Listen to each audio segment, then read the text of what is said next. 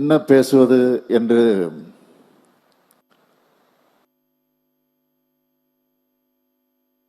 ஒரு உணர்ச்சி பயமான உணர்வுக்கு சென்று அப்படியே உங்களை எல்லாம் பேசாமல் பார்த்து கொண்டே இருந்தால் போதும் என்ற அந்த நிலையிலே தான் நான் உங்கள் முன்னால் நின்று கொண்டிருக்கிறேன்.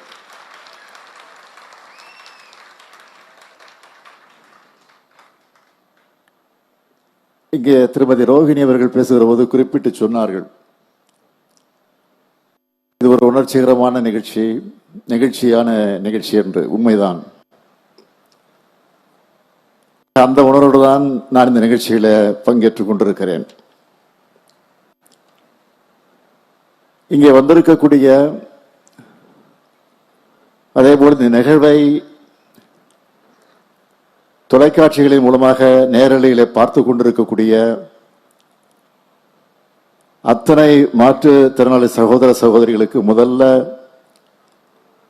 என்னுடைய இதயபூர்வமான மாற்றுத்திறனாளிகள் நாள் வாழ்த்துக்களை நான் தெரிவித்துக் கொள்ள விரும்புகிறேன். இந்த நாள் மற்ற நாட்களை போல இல்லாம இது வெறும் கொண்டாட்டத்துக்கான நாள் மட்டும் கிடையாது. நம்ம திராவிட மாடல் அரசை பொறுத்த வரைக்கும் மாற்றுத்திறனாளி தோழர்களுக்கு சம வாய்ப்புகளை வழங்கி சம உரிமையோட சமுதாயத்தில் வாழ்வதற்கான நடவடிக்கைகளை மேற்கொள்ளுகிற அதை நினைவுறுத்தக்கூடிய நாள் தான் இந்த நாள்.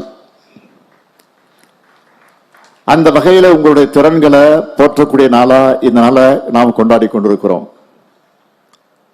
அதிலேயும் சமூக முன்னேற்றம் காண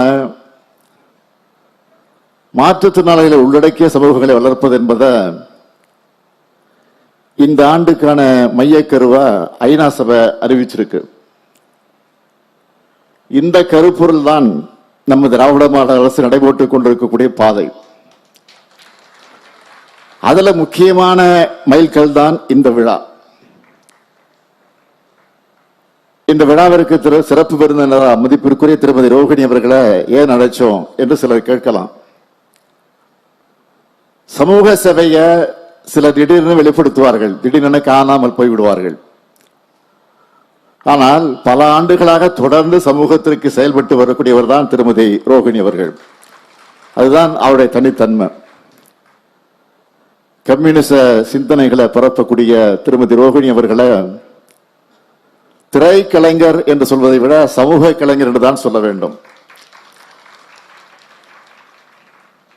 அவரது பணி சிறக்க வாழ்த்துக்கள். அழைப்பு ஏற்று வந்தமைக்கு எனது நன்றியை நான் தெரிவித்துக் கொள்ள விரும்புகிறேன். மாற்றுத்திறனாளிகள் சமுதாயத்தில் முழுசா சார்ஜ் எடுக்கக்கூடிய வகையில பல்வேறு நடவடிக்கைகளை நாம் செஞ்சுக்கிட்டு வரோம். அதனுடைய உயிர் அடையாளமா நீங்க இருக்கீங்க.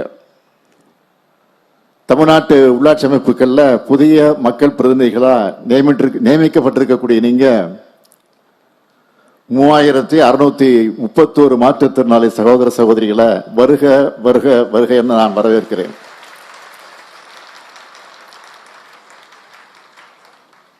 இப்போது நகர்ப்புறத்திலும் 9 மாவட்ட கிராமப்புற உள்ளாட்சி அமைப்புகளை நியமித்திருக்கிறோம். அடுத்த மீதமுள்ள உள்ளாட்சி அமைப்புக்கு அமையும் போது இன்னும் 9000க்கு மேல் அதிகாரம் பெற இருக்கிறீங்க நீங்க. இதுதான் திராவிட மாடல். நம்முடைய வாழ்க்கையில எத்தனையோ நாட்கள் வந்து போகுது. அதுல சில நாட்களை நம்மால ஒருவதும் மறக்க முடியாது. இன்னும் சில நாட்களை வரலாறு மறக்காது. அப்படிப்பட்ட முத்திரை பதிக்கக்கூடிய திருநாள் தான் இந்த பெருநாள் தான் இன்றைய நாள். சமத்துவத்தையும் சமூக நீதியையும் உயிர் மூச்சா நினைச்சு முன்னேற்ற பாதையில் நடைபெறக்கூடிய நம்முடைய தமிழ் சமூகம் பெருமை கொள்ளக்கூடிய நாள் இந்த நாள். கடந்த ஏப்ரல்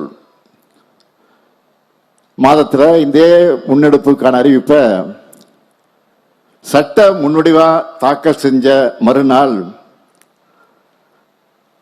சகோதரர் பேராசிரியர் தீபக்நாதன் அவர்களும் மற்ற மாற்றுத்திறனாளி தோழர்களும் வந்து என்ன சந்திச்சாங்க. சந்திச்சப்போ ஆற தழுவி வந்த போது அதுதான் எனக்கு கிடைச்ச மிகப்பெரிய விருதா நான் நினைச்சப்போ.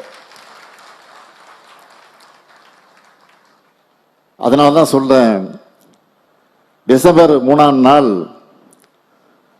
அந்த நாளை உலக மாற்றுத்திறனாளிகளாக நாளை அறிவிச்சு கொண்டாடுகிற ஐநா அமைப்புக்கு கூட இந்த நிகழ்ச்சியை பார்த்து பெருமைப்படும். சாதி, மதம், இனம், மொழி, பாலினம்னு ஏராளமான வேறுபாடுகளும் பாகுபாடுகளும் தீண்டாமைகளும் நிறைந்திருக்கக்கூடிய இந்த சமூகத்தில் இதெல்லாம் களையப்படணும். நாம் அனைவரும் சமம், எல்லாருக்கும் சமவரம் இருக்குன்னு மக்களோட உரிமை குரலா உருவான இயக்கம் தான் திராவிட இயக்கம். பிற்போக்குத்தனங்கள் இறுகி போயிருந்த காலகட்டத்தில் பேச்சாலும் எழுத்தாலும் அறிவு சிந்தனை விதைச்சு நம்ம கொண்டு வந்திருக்கக்கூடிய மாற்றம் மிகப்பெரியது. பெரும்பாலான மக்கள் சமூக தீமைய, அந்த தீண்டாமைய கைவிட்டு முற்போக்கு பாதைகளை நடைபெற ஆரம்பிச்சுட்டாங்க.